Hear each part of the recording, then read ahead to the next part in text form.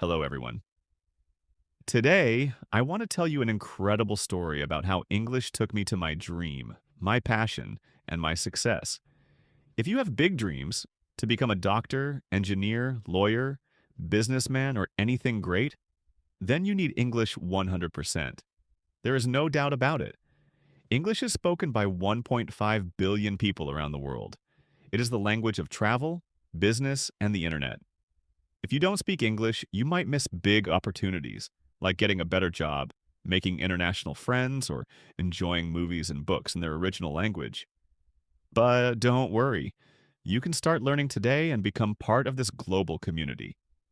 If I can learn English and achieve my dream, you can too. My name is Sophia, and I am from Brazil. I was born in a small town in Brazil. My family was not rich, not poor, just middle class. We had enough to live, but we couldn't afford luxuries. My parents worked very hard every day.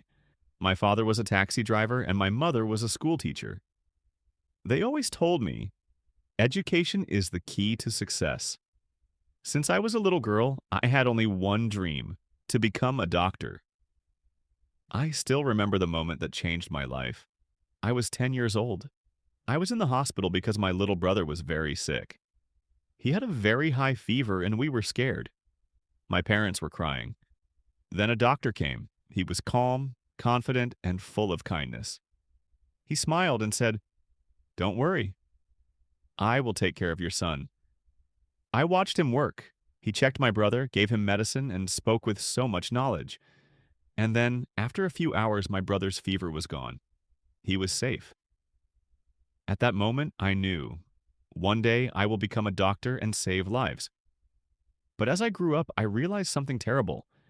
If you want to become a doctor, you need English, 100%. All medical books are in English. All medical research is in English. Even in my country, doctors needed English to study, to communicate, to work in hospitals. And my English was terrible. I went to a public school where they taught very little English. I knew basic words like hello and how are you, but when I saw a full English sentence, I felt lost. I remember in school, my English teacher asked me, "Sophia, can you read this sentence?" I looked at the book. The words were dancing. I could not read. I could not understand.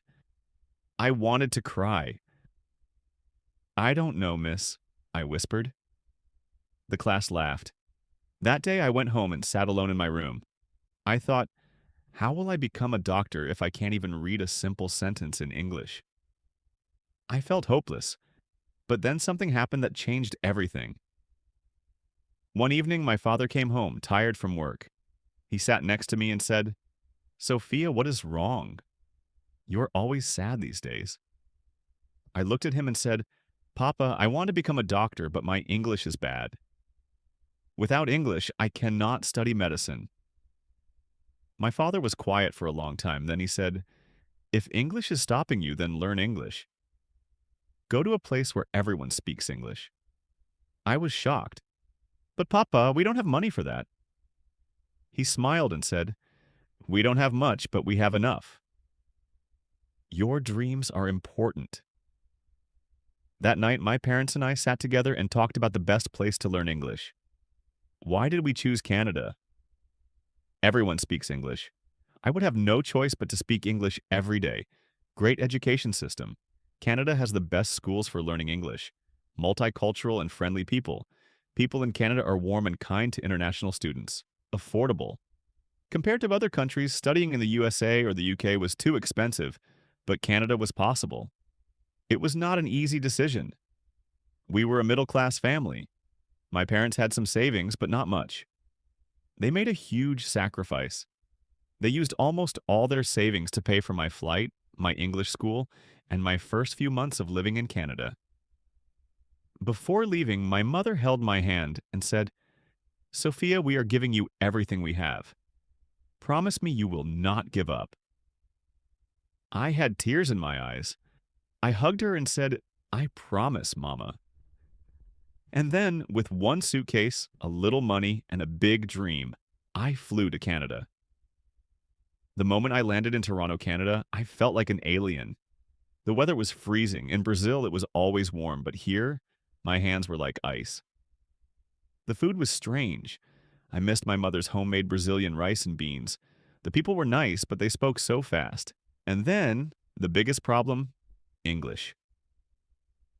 At the airport, a man asked me, "Hey, do you need a taxi?" I panicked. I did not understand. I just smiled and said, "Yes." He said, "Where to?" I had no idea what he said. My brain stopped working. Finally, I showed him the address on my phone. That night, in my small rented room, I cried, "What am I doing here? I can't understand anything. How will I survive?" For the first time in my life, I felt completely alone. The next day, I went to my English language school. The teacher smiled, but I saw some students laughing. I sat down and felt humiliated. That night, I made a decision. No matter how hard it is, no matter how many mistakes I make, I will learn English. I made a plan. I promised myself I will do everything possible to become fluent. And that was the beginning of my English learning journey. I still remember my first few weeks in Canada. It was like stepping into a new world. Exciting, but also terrifying. Everything was different. In my country, I understood everything. Here I felt like a baby learning how to speak.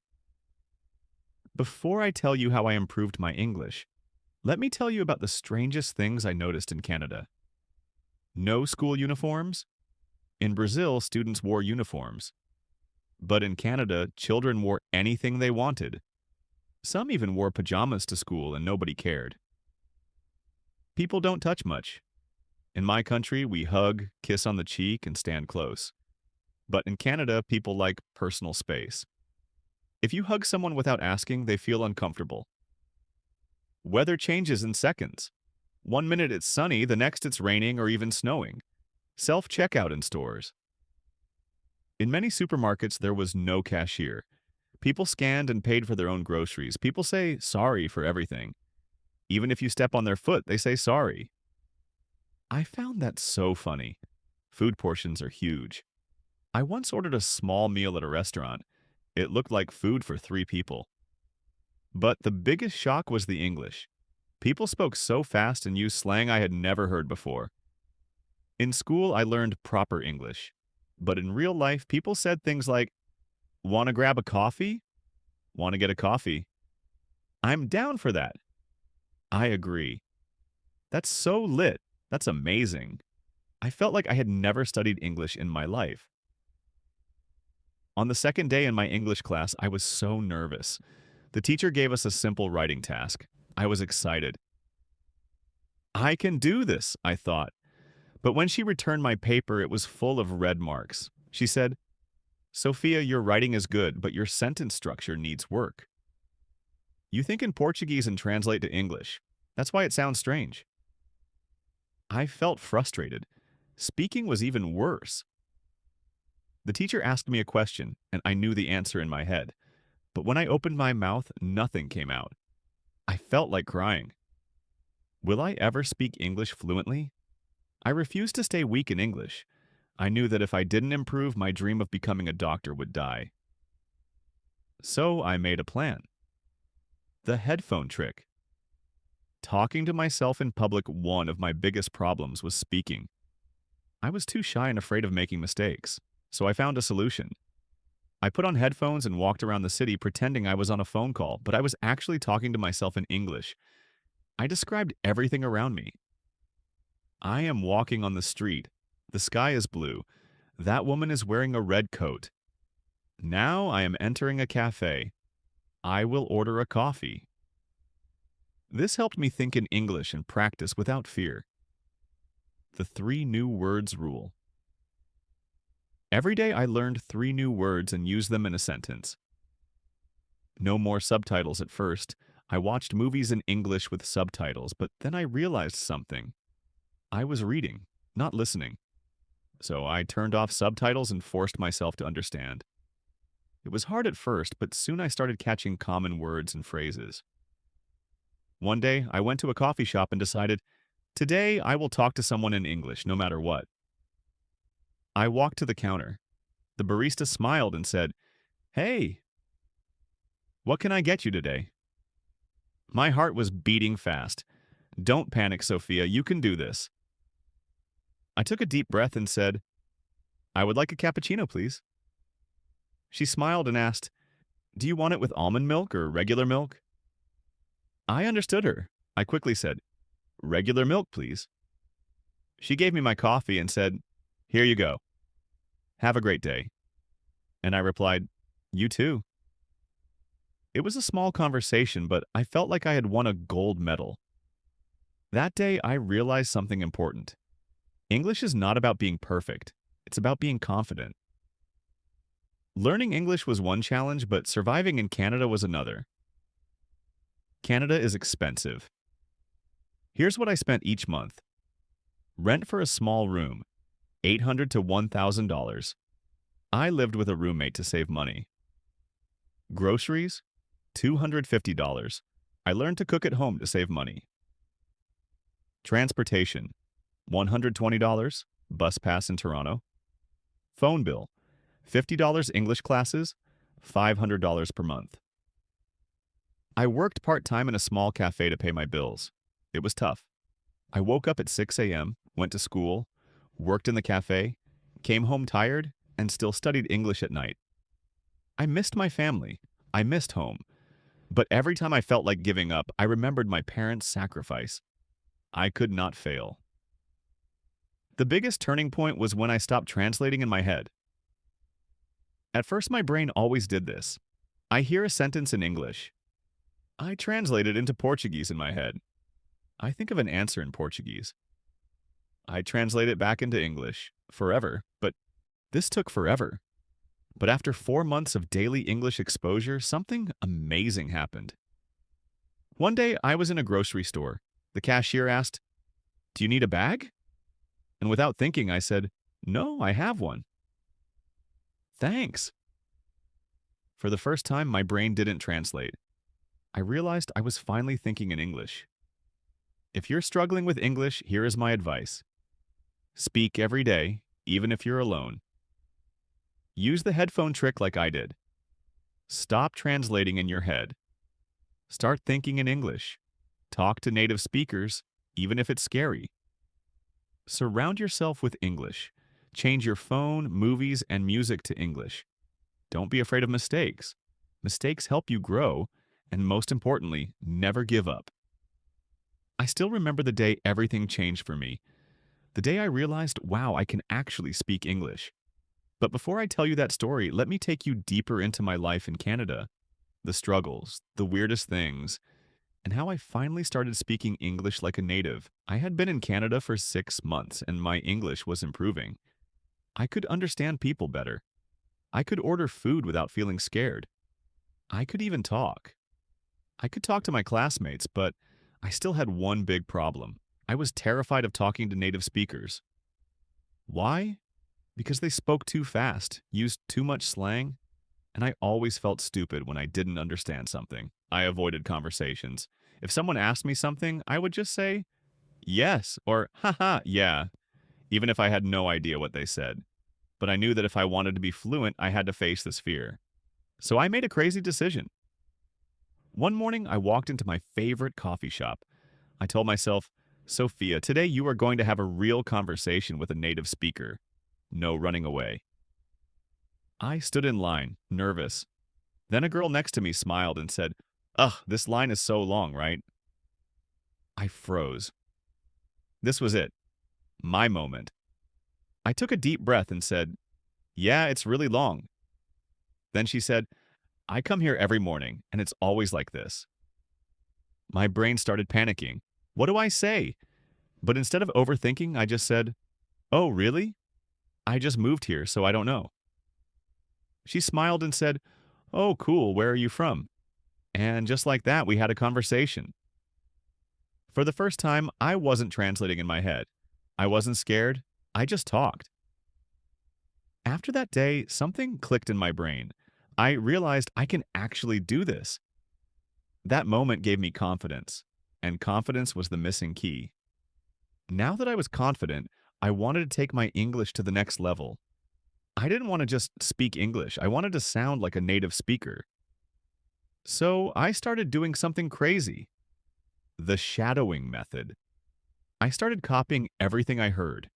Whenever I watched a TV show, I paused, repeated the sentence exactly like the actor, and tried to match their accent. Example, I hear the sentence, "Oh my God, that's insane."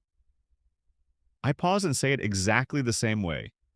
Oh my God, that's insane. Copying the tone, speed, and emotion. I did this for hours every day. At first, it felt weird, but after 1 month, my pronunciation improved so much. I also started keeping a notebook of my English mistakes. Every time I made a mistake, I wrote it down and corrected it. Example, I am agree with you. I agree with you. By reviewing my mistakes every day, I stopped repeating them. This was the hardest step for me. I forced myself to make Canadian friends because I knew that was the fastest way to improve. Here's what I did. I joined local events. I went to free meetups for international students. I used conversation exchange apps. I found Canadians who wanted to learn my language, so we did a language exchange. I talked to my coworkers. I stopped being shy and started chatting with them more. And guess what? The more I talked to real Canadians, the more natural my English became. Even though my English was improving, life was still hard. I was always tired. Studying English, working part-time, and cooking my own food was exhausting. I missed my family. I couldn't visit home because flights were too expensive. I struggled with money. Even after 6 months, I still felt broke all the time. One day, I had only $5 left in my bank account. I sat in my tiny room and cried. Why is this so hard? Am I making a mistake? Should I just go back home? But then I remembered why I was here. I didn't come all this way just to give up. So I wiped my tears and said, no, I will make this work. And I did. I want you to imagine something. Imagine waking up every morning in a beautiful apartment, looking at the city skyline, drinking coffee and thinking, I made it. I did it. I became the person I always dreamed of. That's my life now. But 5 years ago, I was a broke student, struggling with English, feeling lost in a foreign country. To get into medical school, I had to pass the IELTS exam. And let me tell you, it was terrifying. The reading section was full of long, confusing passages. The speaking section made me feel like I was being judged. The writing section was a nightmare. I studied every single day. I practiced writing essays. I recorded myself speaking. I read complicated medical articles. On the day of the exam, I walked into the room shaking. But then I told myself, Sophia, you didn't come this far to fail. You know this. You worked for this. So I took a deep breath and did my best. A week later, I got my results. I passed. I held the paper in my hands crying, I did it. I actually did it. That was the moment I knew. Nothing could stop me now. With my IELTS score, I finally got accepted into one of the best medical universities in Canada. But guess what? The real struggle was just beginning. Medical textbooks were in advanced English. Professors spoke in complex medical terms. I had to write perfect reports and give presentations. It was 10 times harder than anything I had faced before. But I remembered something. If I can learn English, I can do anything. So I didn't quit. I recorded my lectures and listened to them every night. I made flashcards for difficult medical terms. I joined study groups and practiced explaining things in English. Every single day, I pushed myself. And with lots of hard work, I graduated, Dr. Sophia Williams. I walked across that stage, took my diploma, and looked up at the sky. This is for you, Mom and Dad. I made it. After graduation, I got my first job at a big hospital in Toronto. My first month's salary? $88,000. When I saw my bank account, I couldn't believe it. I remembered the days when I had only $5 left and had to choose between buying food or paying rent. Now I could buy anything I wanted. But money wasn't the best part. The best part was saving lives. One day, a little girl came into the hospital. She was sick, scared, and crying. I held her hand and said, "Don't worry, sweetheart. I'll take care of you." Her mother looked at me with tears in her eyes and said, "Thank you, doctor." At that moment, I felt something I had never felt before. I wasn't just an English learner anymore. I wasn't just a student. I was a doctor. And I had earned this. Now listen to me carefully. I know many people say, accept yourself as you are. I disagree. You should never accept being weak. You should never accept being average. You must change yourself. Not for society, not for your friends, not for your family. Change yourself for you. Because let me tell you something. Nobody is coming to save you. Not your parents, not your teachers, not your boyfriend or girlfriend. Only you can change your life. When I was struggling, I could have made excuses. English is too hard. I don't have enough money. I'm not smart enough, but I didn't. I looked in the mirror and said, Sophia, stop making excuses. It's time to work. And that's exactly what I did. If you're still here, it means you want more from life. So let me give you the real truth. Learn English like your life depends on it, because it does. If you want a great career, you need English. Stop being lazy. Get up, open a book, watch English videos, do the work. Put yourself in uncomfortable situations. Talk to strangers, make mistakes, embarrass yourself. That's how you grow. Today, I live in a beautiful apartment in downtown Toronto. I wake up every morning feeling proud of myself. I drive my dream car. I travel to different countries. I help my parents financially, and most importantly, I love my life. But remember, I wasn't born lucky. I created this life by working for it, and you can too. If you're watching this video, you have two choices. Close this video and do nothing. Stay the same. Keep making excuses. Keep dreaming, but never acting.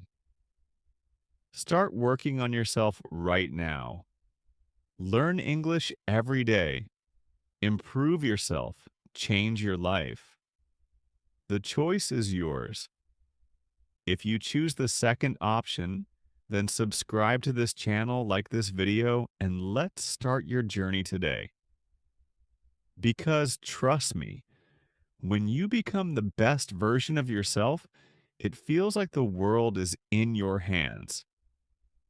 Now go. Change your life.